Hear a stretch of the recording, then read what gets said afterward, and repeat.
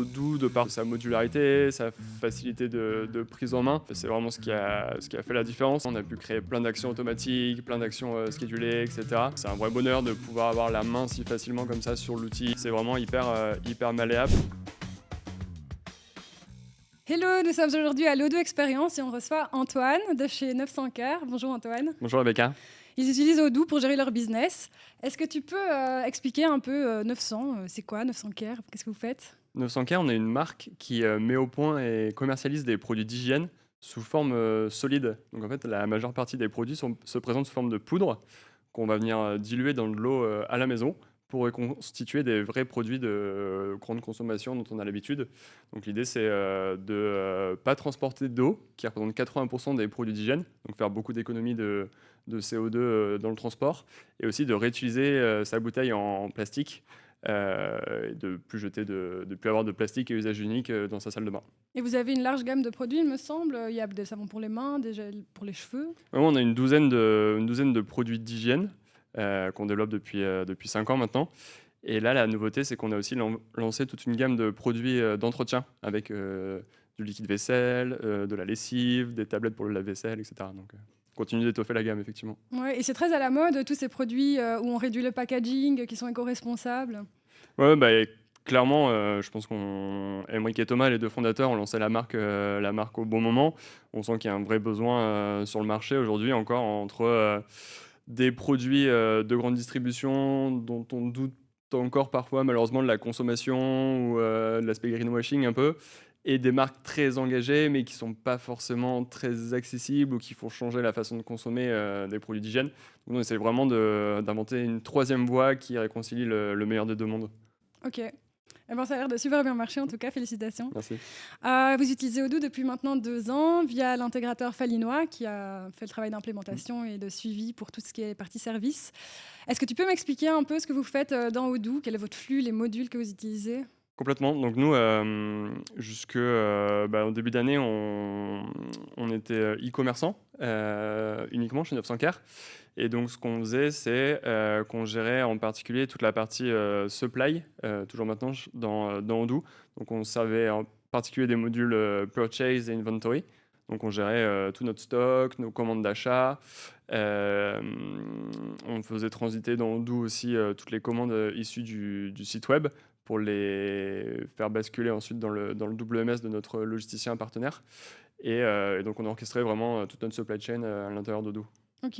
Et tu peux me lister un peu les départements qui utilisent Odoo aujourd'hui? Complètement.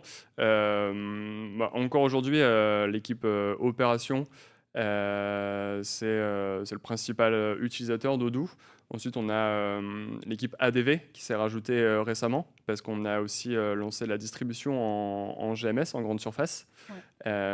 Donc, on utilise de plus en plus le module Sales en particulier, la facturation aussi qu'on fait dans Odoo pour cette partie-là. Et ensuite, on a des utilisateurs un peu secondaires qui est l'équipe finance, qui se sert surtout du reporting et de tout ce qu'on peut extraire d'Odoo en termes de données issues de notre activité supply. Ok, top. Et si on retourne un peu dans le passé, quels étaient les critères pour un ERP? On J'étais déjà là, il me cherche. semble, hein. Ouais, j'étais déjà là. C'est moi qui ai poussé pendant de longs mois pour convaincre toute l'équipe à la nécessité de la mise en place d'un ERP, parce que ça peut faire toujours un peu peur au début. Et justement, en fait, Odoo, de par sa modularité, sa facilité de prise en main, c'est vraiment ce qui a fait la différence et ce qui m'a un peu permis de convaincre en interne, parce qu'on peut partir sur un tout petit périmètre et faire grandir le besoin au fur et à mesure. Et c'est ce qui a été intéressant pour nous, en tout cas au début. Oui, et vous avez fait le choix de travailler avec un partenaire français qui est Falinois. En quoi ça vous a aidé pour la mise en place d'Odoo? C'est d'abord l'expertise autour de l'outil. Nous, en interne, on avait personne qui maîtrisait Odoo, et très peu de monde qui avait déjà utilisé un ERP dans sa vie. Donc, on avait besoin vraiment d'un savoir-faire externe pour nous accompagner à la fois sur le mapping de nos process et comment les faire cohabiter ou les faire évoluer pour utiliser Odoo. Et après, on s'est orienté en particulier vers vers Falinois parce que déjà, d'autres clients à eux nous ont dit beaucoup de bien. Et l'approche aussi très standard d'utilisation d'Odoo, euh, avec, euh, avec une approche où ils essayent de faire vraiment le moins de spécifique possible et de nous faire retravailler notre vision des choses pour coller le plus possible au standard Odoo. Moi, ça m'intéressait. Parce qu'on sait que c'est des choses qui sont plus évolutives dans le temps et qui permettent d'être mieux maintenues et de rester dans l'outil. Oui, c'est ce qu'on conseille aussi, hein, de rester dans le natif et d'adapter ce qui est vraiment nécessaire pour le Ouais. business. Et donc, comment ça se passe? On fait appel à un partenaire, Falinois, ils viennent, ils forment vos équipes, des utilisateurs clés. Comment ça se passe, cette prise en main par les équipes avec le partenaire? Bah, complètement, on a été formés par Falinois, donc on a d'abord fait des ateliers de pas mal de définition du besoin, aussi de comprendre, pour nous comprendre Odoo, comment ça marchait, qu'est-ce qu'on pouvait faire, pas faire. Ils viennent sur place faire des ateliers Ouais, alors? complètement, l'équipe de Falinois était venue sur place. Donc ça a permis de lever des premiers écarts entre ce que nous on voulait faire et on faisait à l'époque et ce qu'Odoo permettait en standard. Et petit à petit, comme ça, en fait, dès le début, les ateliers sont un peu faits en mode démonstration slash formation, ce qui a permis en fait d'aller assez vite. Et nous, dès le début du projet, très tôt, de prendre en main l'outil en fait et un peu de s'accaparer l'outil nous-mêmes. Et très vite, comme ça, on a eu une base de tests à disposition pour s'amuser, pour tester des choses et continuer d'avancer. C'était un peu une approche à laquelle je ne m'attendais pas, moi en tout cas, au début, où d'habitude on a plutôt des process, des logigrammes, etc.